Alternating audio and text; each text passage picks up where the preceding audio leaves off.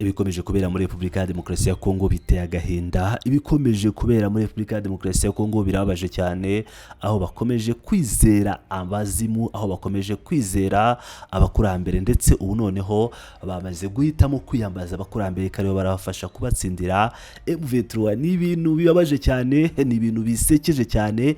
Ngira ngo murabyibuka neza ubwo Chilombo yarahiraga kuyobora manda ya kabiri yo kuyobora igihugu, abapfumu baramusengeye, ndetse si rimwe si kabiri asuwe n'abapfumu. Ubwo nabo bose bayobora imiryango gakondo bakora gipfumu bakamusengera, bakamusabira imigisha yo kuyobora igihugu. Ubu noneho ibyo bakoze biteye agahinda. Bagiye mu Irimbi bazinduka igicuku, byari twayaga twumva kera, yaba mu nkuru z'abazimu n'ibiki, amasaha ya saa 8 z'ijoro karibwo abazimu bazamuka. Nibwo aba bapfumu ba Tshisekedi baturutse imihanda yose y'igihugu bahuriye ku Irimbi kugira ngo basabe imbaraga Sekibi, basabe imbaraga abakurambere babafashe kubatsindira M23. Ni ibintu bitangaje cyane, ni ibintu bitangaje biri kubera muri Repubulika ya Demokarasi ya Kongo. Gusa si ubwa mbere bivuzwe kuri iki gihugu. Ngira ngo murabyibuka neza mu minsi yashize abakurikiranye imikino yo gushaka itike yo kujya mu gikombe cy'isi, ikipe y'igihugu ya Kongo yatsinze kuri penalty ikipe y'igihugu ya Nigeria.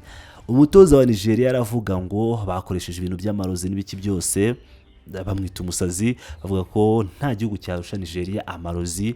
Ariko noneho ibibereye muri Kongo byo nakamaramaza, biratangaje cyane. Ngiye kubagezaho inkuru itangaje cyane, aho abapfumu baturutse imihanda yose y'igihugu bahuriye ku Irimbi i Kinshasa kugira ngo basabire ingabo z'igihugu Fardc, kugira ngo basabire Tshisekedi ndetse n'abandi bayobozi bakuru b'igihugu. Babiyambaje bate, byageze bite muri uyu muhango?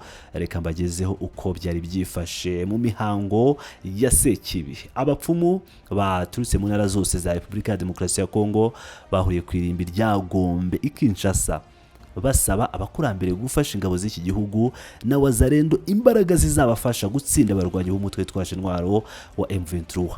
Aba bapfumu bazwi nk'abayobozi ba gakondo bahuriye kuri Irimbi saa 8 z'urukerera kwa 21 Ukuboza 2025. Murumva ni iminsi mike ishize. Nyuma y'iminsi 12 abarwanyi ba M23 bambuye ingabo z'iki gihugu umujyi wa Uvira. Bageze ku Irimbi mu mwijima mwinshi, bararizenguruka baha icyubahiro abarishyinguwemo, batera amazi kumva, bacana umuriro, bakora n'indi migenzo yihariye y'abapfumu ya Sekibi. Nk'uko byatangajwe na Bose TV, aba bapfumu barasenze bahamagara abakurambere kugira ngo binjire mu buryo bw'umwuka mu ntambara yo muri Kongo, banabane n'igihugu mu bihe bikomeye kirimo. Umupfumu uhagarariye abandi, Backgr Paul Zolo, yatangaje ko mu bindi bagiye gusaba abakurambere muri Irimbi harimo kurinda abayobozi barimo perezida w'iki gihugu Felix Tshisekedi Chilombo na minisitiri w'ububanyi n'amahanga Therese Kayikwamba Wagner. Aba bapfumu kandi bavuze ko basabiye guhirwa abagiye Kongo mu bwoko bw'Abangala n'Abaluba barimo perezida Tshisekedi Chilombo. Ngira ngo rero murabyumviye neza cyane, ni ibintu bibabaje cyane, ni ibintu bikomeye cyane bikozwe n'aba bapfumu cyangwa abayobozi gakondo biyambaje abakurambere, biyambaje abazimu, aho bagiye mu Irimbi bagasenga. Ni ibintu bitari bisanzwe bimenyerewe mu bijyanye n'intambara.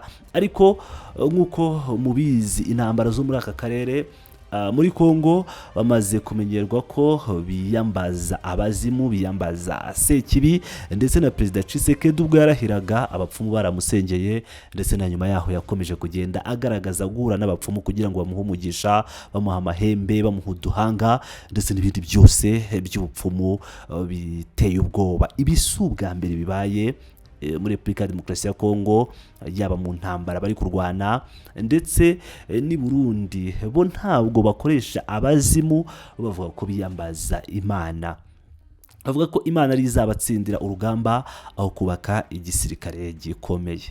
ndatekereza ko iby'urundi byo bikwiye kubahwa, Imana yo ikwiye kubahwa, ariko nanone ugashyiramo gukora, ugashyiramo imbaraga zawe, ugashyiramo kutuza igisirikare.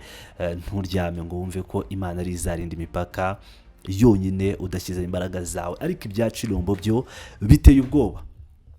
Mu gihe M23 ikomeje kwiyubaka mu buryo bwose bushoboka, ngira ngo murabizi ko nubwo hari amato yayo yatwitswe n'indege za Repubulika ya Demokarasi ya Kongo, murabizi neza ko yakoresheje imbaraga zose kugira ngo ishyire imbaraga mu ngabo zirwanira ku mazi, yaba mu kirere, drones. Ngira ngo murabizi ko zakoze akazi gakomeye cyane ko kwica bamwe mu ba Lieutenant Colonel, yaba Minani ndetse na mugenzi we w'i Burundi, aho bose barashwe ndetse bikarangira bashizemo umwuka, ndetse n'abasirikare benshi b'u Burundi mu mirwano bakomeje kurwana. M23 rero yakomeje kwiyubaka mu buryo bukomeye cyane, ndetse nayo igaragaza ko ishyize imbere Imana, yaba mu masengesho bakora. Ngira ngo murabizi neza ko bakunze kujya gusenga mu misa, yaba abayobozi bakuru ba M23 ndetse n'ababungirije bakomeje kugenda bagaragara mu bikorwa bitandukanye byo gusenga, ndetse bagashyira imbaraga mu gutoza igisirikare cyabo. Mu gihe Chilombo we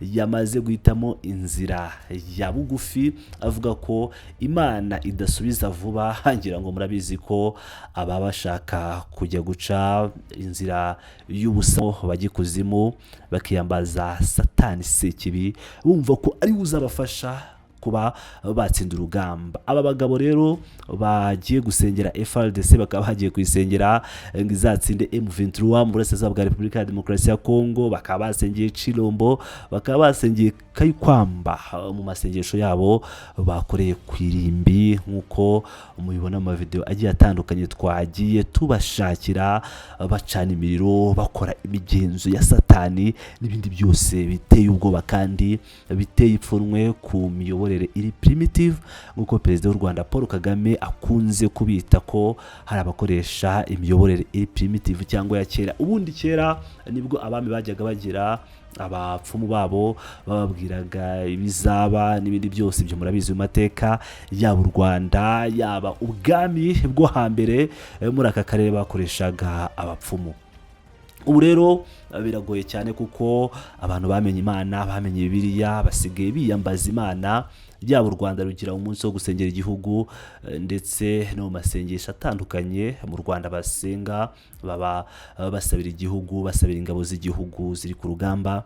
Ariko Kinshasa Tshisekedi ahuza abapfumu bose kugira ngo bashyiremo amazimu, ntagiye kuvuga ngo za nyabingi, ariko ni ibintu bisa nabyo. Abakurambere babo babafashe, bashyiremo imbaraga zabo kugira ngo babashe kuba batsinda urugamba bahanganyemo. Nk'ibisanzwe rero ni Pilot News TV, aho nkomeje kubageza amakuru menshi agiye atandukanye.